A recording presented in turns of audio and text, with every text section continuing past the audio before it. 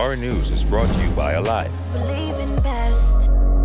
Tonight on Our News, what led to the latest back and forth in the House of Assembly? The new WSC chairman reveals a top priority for the board, and visiting the All Saints camp on World AIDS Day.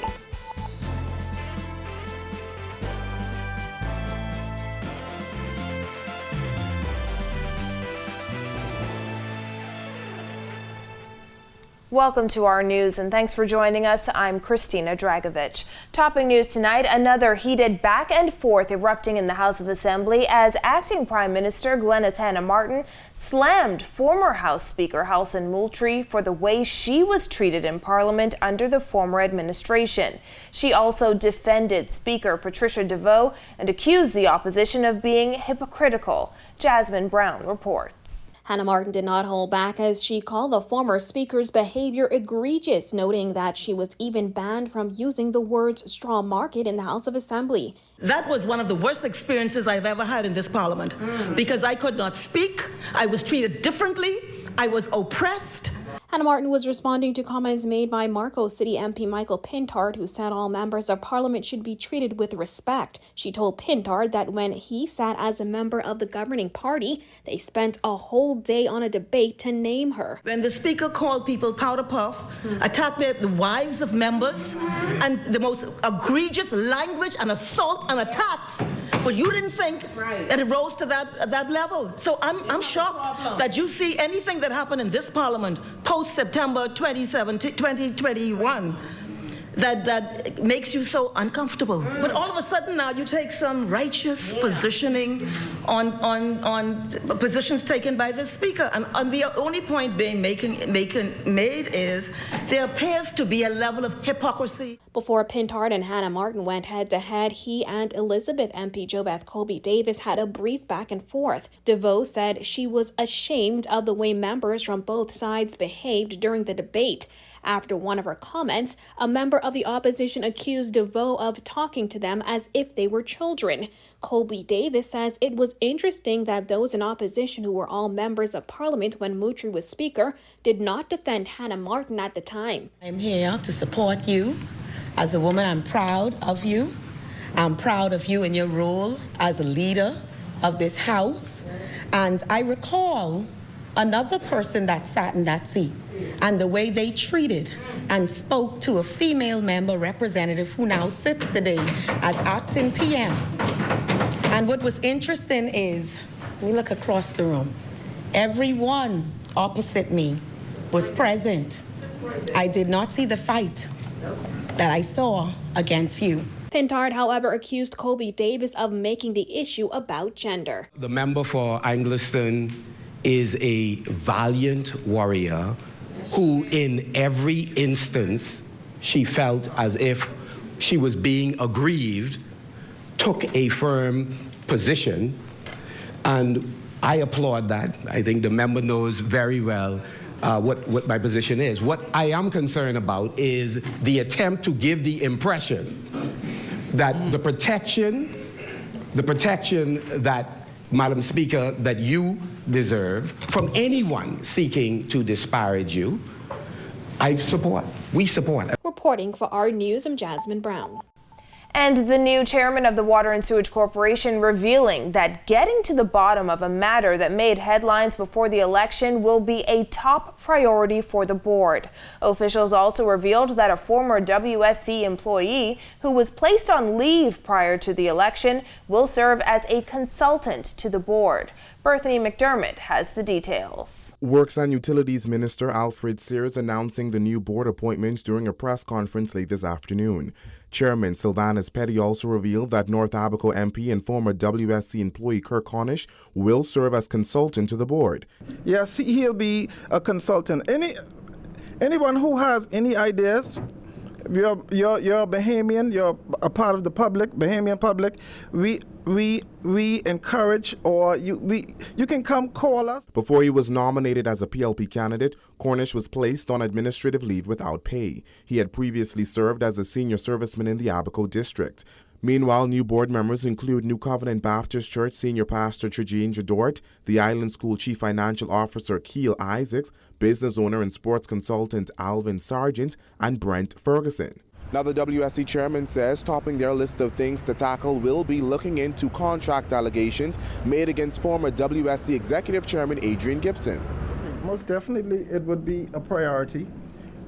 Because we're gonna operate with transparency as well. So it wouldn't be no shady stuff going on and one person making decisions. Like I said, we have a board in place now, along with the executive. And like I tell you, we have an all-star team here. Trust me on that.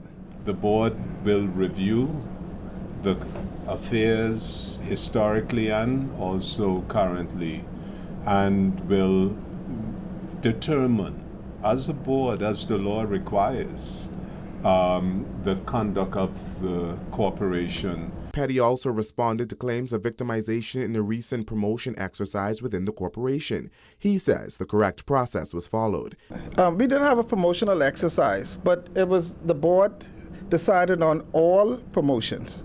I am not I wouldn't say the former chairman who does everything himself.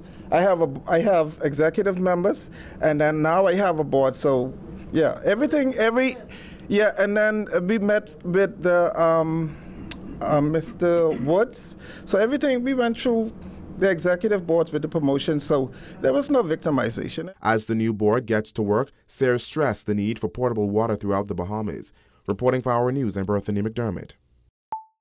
The General Post Office's days at the Town Center Mall will be numbered if the Davis administration gets its way. Minister of Transport and Housing JoBeth Colby Davis revealing the search is on for a new permanent location. In the first quarter of next year, I will bring further information as it relates to providing a modern structure and finding a permanent home for the post office. Last month, the minister revealed government is spending just over $820,000 annually to lease the space until February 2024. In October 2018, Parliament passed a resolution for the government to enter into the agreement. The mall is owned by former St. Anne's MP Brent Simonet and his brother. In other news, the All Saints Camp has become a place of refuge for over 30 Bahamians, some of whom are living with HIV. As the country observes World AIDS Day, Kyle Joaquin visited the community today to speak with some of its residents. For residents of the All Saints Camp, they live pretty much a normal life. Their children go to school, and some of them even have pets. The only difference is they're living with HIV. 41-year-old Portia Evans found out she was HIV positive at the age of 27. At the time, she was pregnant with her first child. The thoughts come to me, how she commit suicide, but then again, God say no. God tell me, I give you my child. That's mine. Die in the world alone. That's my child. Think about me. But she endured and had her child.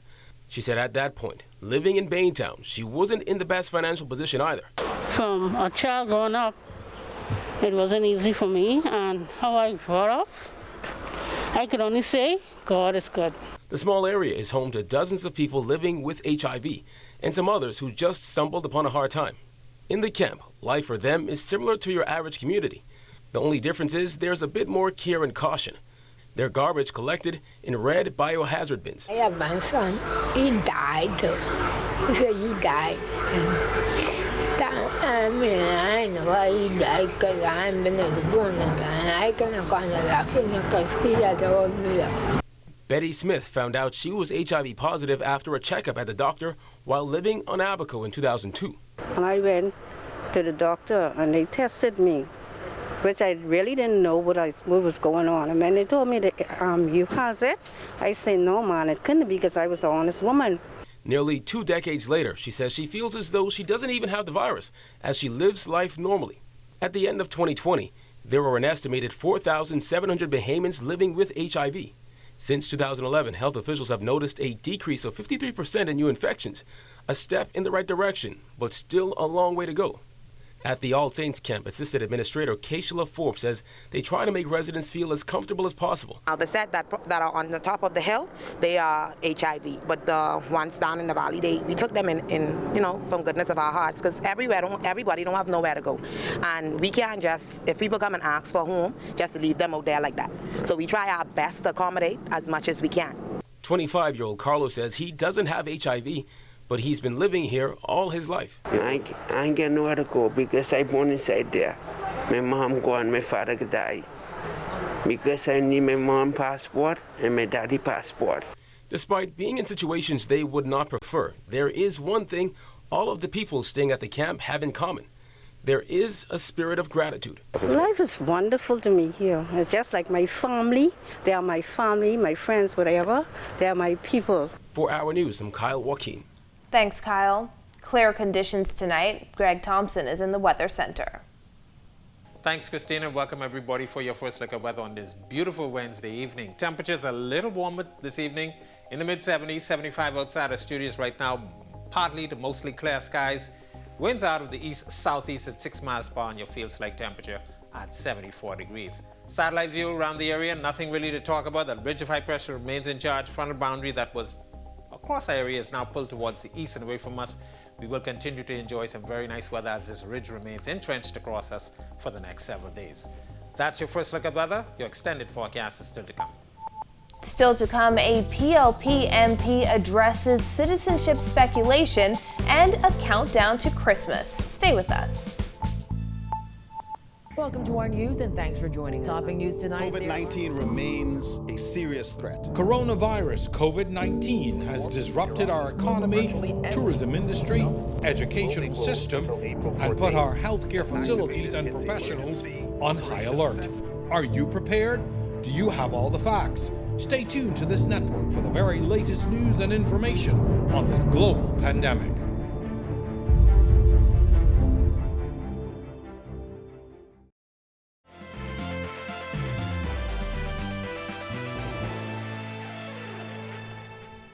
Member of Parliament for Central and South Abaco, John Pinder, tabling documents in Parliament today to prove he renounced his dual citizenship before being elected to public office.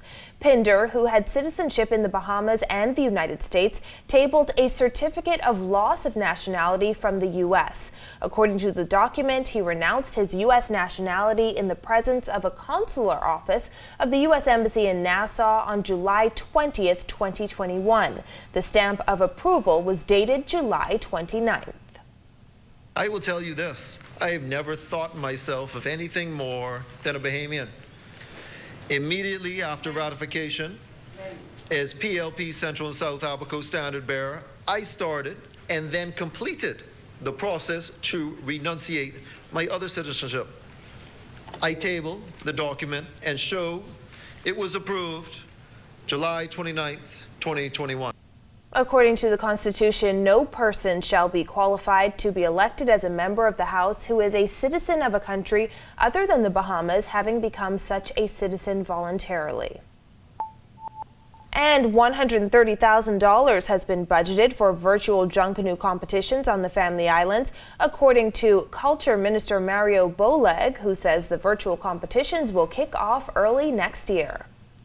The Family Island junkanoo seasons run from December to June. Beginning January 2022, each island will hold a virtual junkanoo competitions in place of their regular scheduled junkanoo parade. These competitions will showcase the best cowbellas, the best choreographed dancers, best drummers, and best indigenous costume in each island or area. The island winners of these various categories will then compete against each other for the top prize from all Family Island junkanoo winners. While he did not mention junkanoo on New Providence, Boleg says thousands will be spent on activities for Majority Rule Day in January. When our news returns, Rev kicks off 31 days of giveaways, and the Bahamas Bowl is back. The details when our news returns. Welcome to our news and thanks for joining us. Topping news tonight. COVID-19 remains a serious threat. Coronavirus COVID-19 has disrupted our economy, tourism industry, educational system, and put our healthcare facilities and professionals on high alert. Are you prepared? Do you have all the facts? Stay tuned to this network for the very latest news and information on this global pandemic.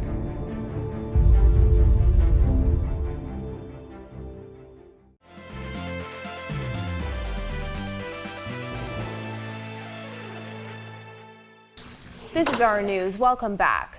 Rev is looking to spread some holiday cheer with 31 days of giveaways during the month of December.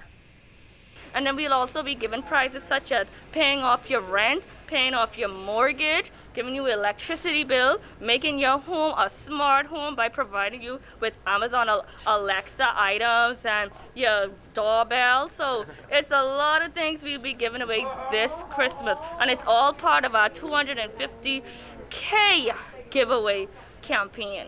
To enter the $250,000 campaign, Rev customers can either pay their bill in full, sign up for, or switch to Trio. The company is also giving customers the chance to dash through the aisles of Solomon's. On the 15th, lucky customers will be able to dash through these aisles for their own. And all you have to do is pay your bill in full, right? You can upgrade to Trio or sign up for Trio. We are the home of sports. You can get NFL for free in this package. You can get NBA for free in this package, right? And it's just a matter of upgrading. Meanwhile, concerns over inflation are rising as we approach the holidays and the new year. Here to discuss some of the impacts is RF VP of Investments, David Slatter. David? Hello, Christina, and thank you again for having me. Before I talk about inflation, I just wanted to let everybody know I just learned that our governor, central bank governor, John Roll, was voted one of the top 50 most influential people, according to Bloomberg, in 2021 due to the creation of the sand dollar. Really good news. As far as inflation, these numbers come from the central bank, and during the 12 months ended June of this year, inflation was at 2.73%. This is a marked increase over 2020. And if you look at the first 6 months of 2021, we're going at an annualized rate of 3.44%, and inflation is accelerating. As a result, we expect inflation in 2021 to hit 4%, and in 2022 to accelerate up to 5%. This is consistent with Morgan Stanley's view on U.S. inflation. They expect 4.6% in 2021, 4.8% in 2022 for the U.S. If you're an individual or a household, you have to factor inflation into your budgeting decisions, your consumption decisions, and your investing decisions. Now, unless your investments are earning 5% or higher in 2022, your real return is going to be negative. In other words, your buying power will be reduced. The only way to get returns in excess of 5%, or one of the key ways, is to gain some exposure to equities. So RF is recommending to our clients that they increase their exposure to equities in order to generate real returns in 2022. And that's definitely something that we'll be keeping an eye on as we get set to welcome 2022. As always, thank you for your insight, David.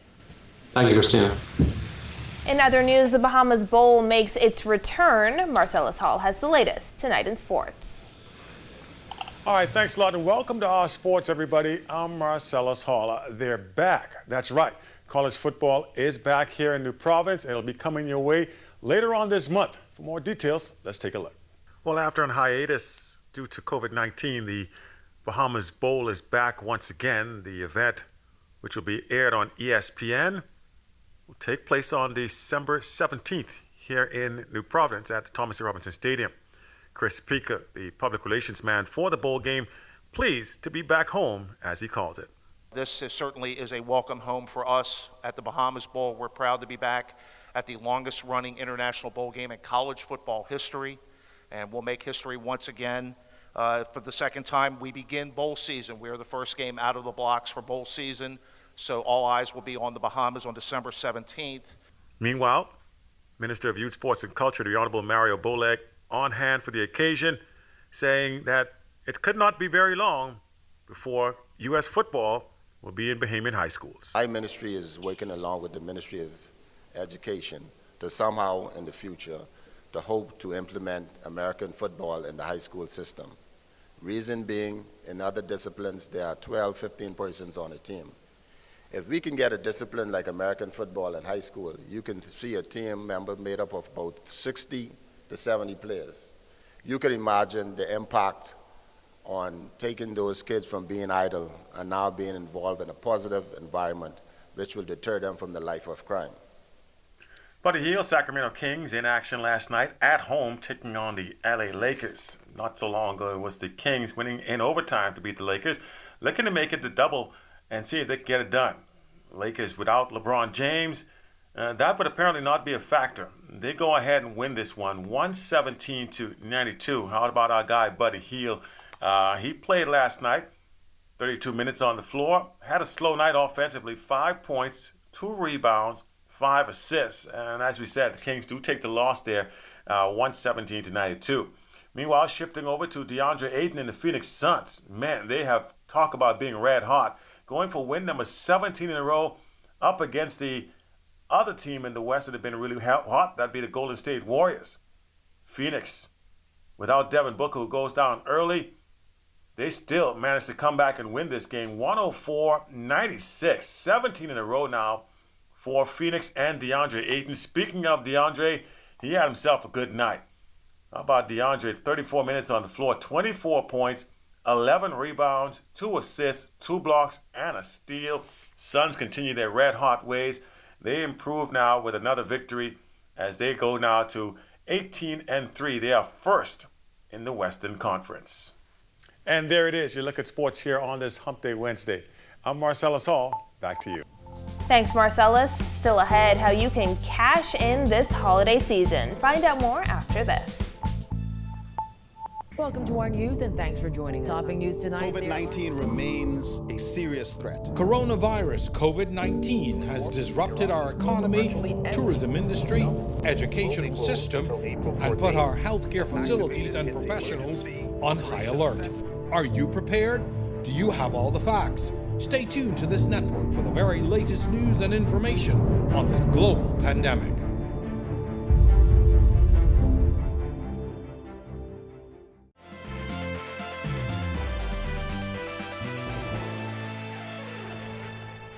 Welcome back to our news. Many sunny days ahead. Greg is back in the Weather Center.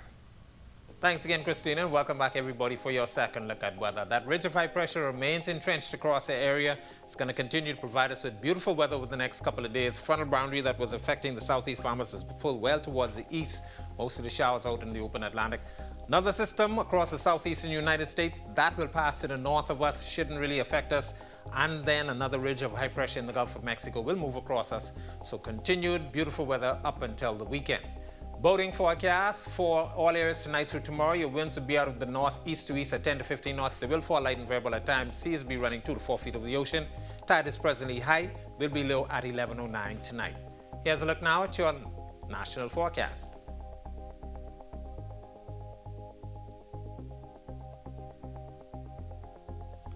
A look now at your extended forecast through Wednesday.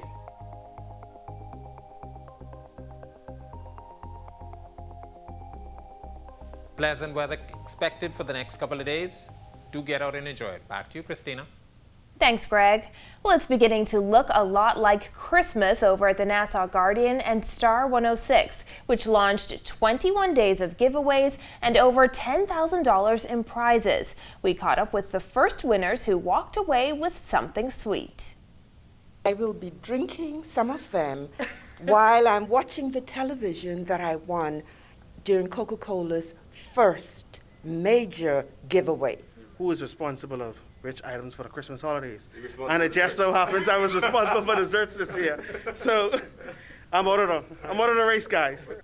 Prizes include round-trip tickets on Bahamas Air, school fee vouchers, hotel stays, a 43-inch smart TV, and a PlayStation.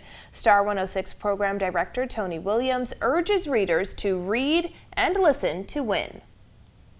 Loads of prizes. This is an initiative by Siobhan Morse from the Nassau Guardian. She did this a couple years ago, only in the Guardian. But seeing that she is a part of the morning show on Star 106 on Friday mornings, we said, hey, this got to come to Star also, give our listeners an opportunity also to participate. Well, thank you for joining us for our news tonight. On behalf of the entire team, I'm Christina Dragovich. We'll see you right back here tomorrow night. Have a beautiful evening, Bahamas.